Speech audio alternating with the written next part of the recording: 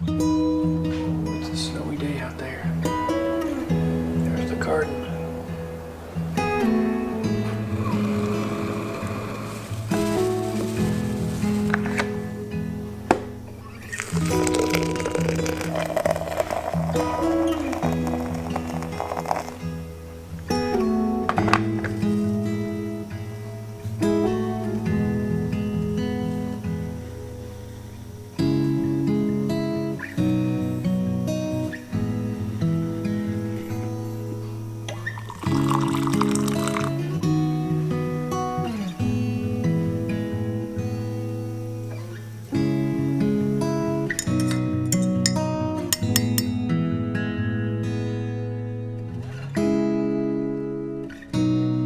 Y'all, we just keep on getting rainy days, snowy days, all kind of wet days. Can't do too much outdoor work whenever it's super muddy.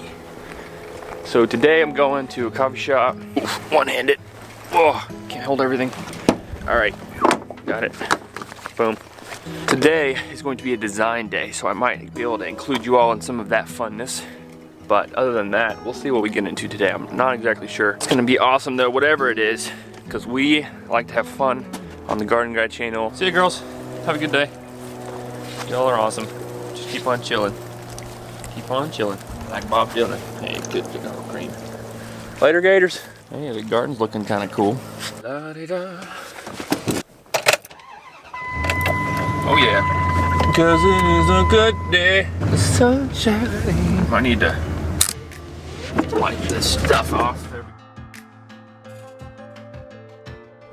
Okay friends, so I'm here outside. It's snowing as you can see, and I just want to show you some of these planter boxes that I made. I already made a video on it, but I just wanted to show you some of the fun stuff I made. This was like 2 years ago, I believe. There they are. It's fun to make them. These guys are going dormant. We still have some pansies and some other annuals that were in there. Made these boxes out of cedar wood. Kind of a fun thing that I made a while back. All right, I'm gonna go back in that coffee shop. Okay, here we go.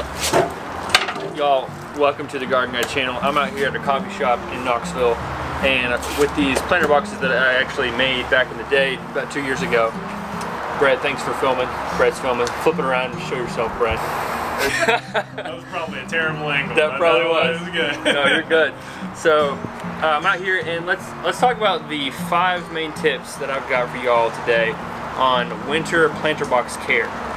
You know, winter hits and stuff doesn't look so good. These guys are dying off, as you can see. And we got some pansies, but they're looking a little pansy-ish, you know what I'm saying? Not looking so good. So, what do we do in the winter time to make sure we have a nice spring flush of color? We definitely still have some pansies, some beautiful stuff, but a lot of this is dying off.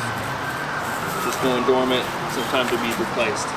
What are we gonna do to make sure that happens? Here's the 5 tips. Tip number 1. You ready for this? You ready, Brett? I'm ready. Let's Okay. go, baby. All right. Tip number 1 is remove what you don't want that's already in there. Now, if it's a perennial, like you have some herbs in there, you have other plants you're going to keep those, you know, because they're going to come back from the roots. But if it's not a perennial, it was an annual that's done, like these guys, these are annuals. I actually don't even know what this plant is, but it's pretty dead looking. So just take that out. You can put it in the compost bin, whatever. So we're gonna take those out, and then any weeds, pull those weeds out. So that's tip number 1. Kind of self-explanatory, but one thing you gotta remember is sometimes if we leave those roots in there, those pesky like weeds are gonna come back, or the plants that are kind of like half there, not really alive, not very beautiful, they're gonna try to come back in the spring if they didn't die off in the winter. And that's not good, because you want to make sure all the plants in there and your planter boxes are beautiful. That was tip number 1. Let's go over here. Tip number 2 is we're going to make sure your planter boxes are clean. So we actually already came back a few months ago and repainted these. I might add some B-roll of that. Brett actually helped with that a while back. That was fun. So, but clean them up. These are painted because these are wooden. But if you have like a pot outside or you know, like a plastic area, then you're gonna want to clean those off. Sometimes a power washer is good for that if it's outdoors. just to get all the grime and stuff off of there, get them ready for springtime. Okay, y'all ready for this? Tip number 3. See this right here? This guy's got some mulch. It's got some mulch, but it's kind of getting ratty. What I would do is bring in some mulch.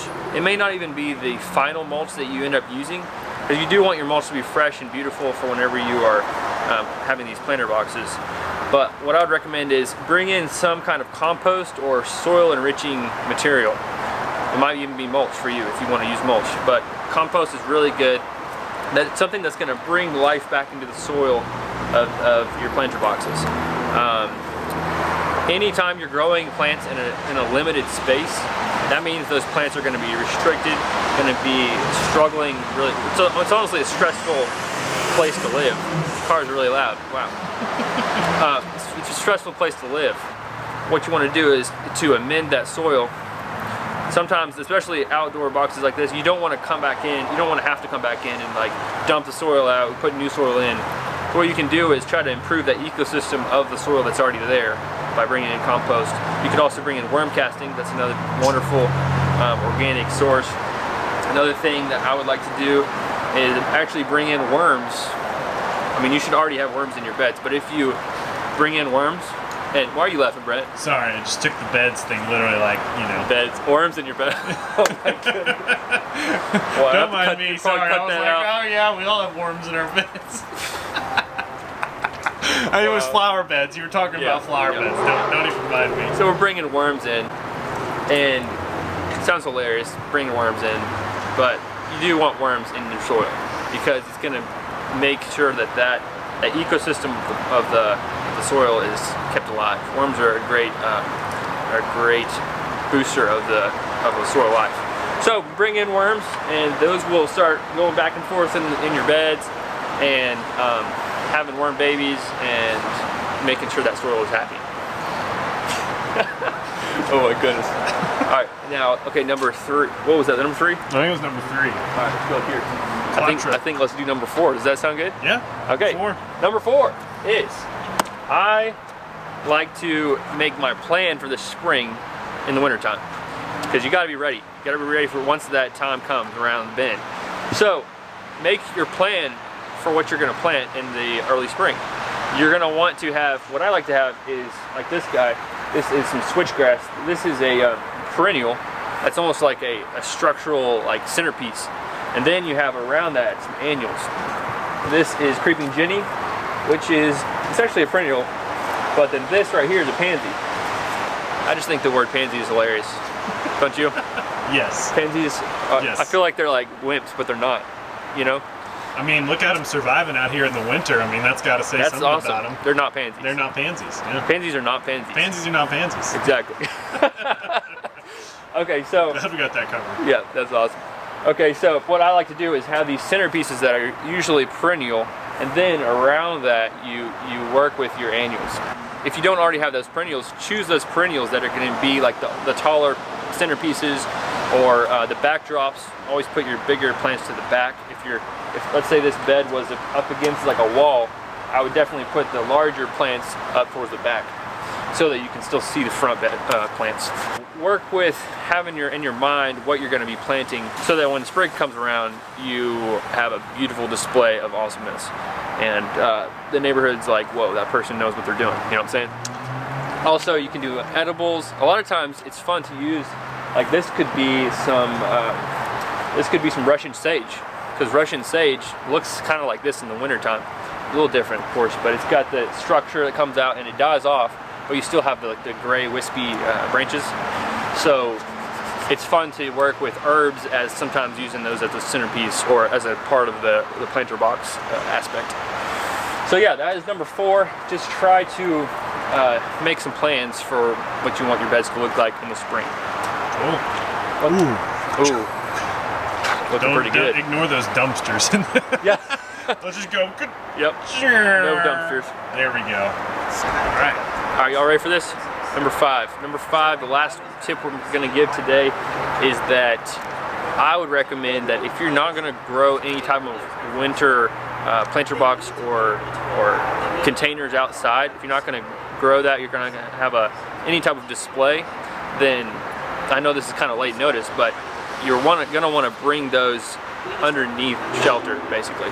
So like these are out, you know, in the weather, they're going to be experiencing rain and snow and temperatures, and that means that they are going to be, I mean, they're wooden, so their life is shortened based off of all the weather and stuff.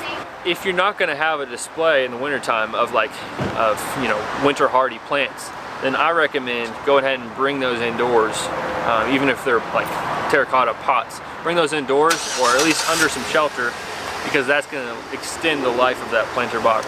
I would recommend doing that. Once again, the cars are very loud. Alright, you can hear me now. So it is still kind of the middle of winter here. I don't know what time of year it is for y'all, where you're at, but if it is the winter time, you can still have time to bring them in and extend that life of your container. If you do have worms or life in the soil, if it's not just like normal potting soil, but if it's something that, if it's a bed that or a planter box that you want to keep going, then just make sure it has enough water so that the soil life doesn't just die. Yep, there's the 5 tips. Thank you, Brett, for filming. Good times, good times. Wait a second. The man, the myth, the legend. Thank you so much. Hey guys. High five. Benj is the man. You're the Listen man. to this dude. We're the men. Thank you, Brett. Love you, man. Y'all, planter boxes are awesome. Brett, you're awesome. I'll see you later. Later, Remember brother. those tips. Yes, sir. Never forget. I've never. Never, ever. And remember, I'll always be watching.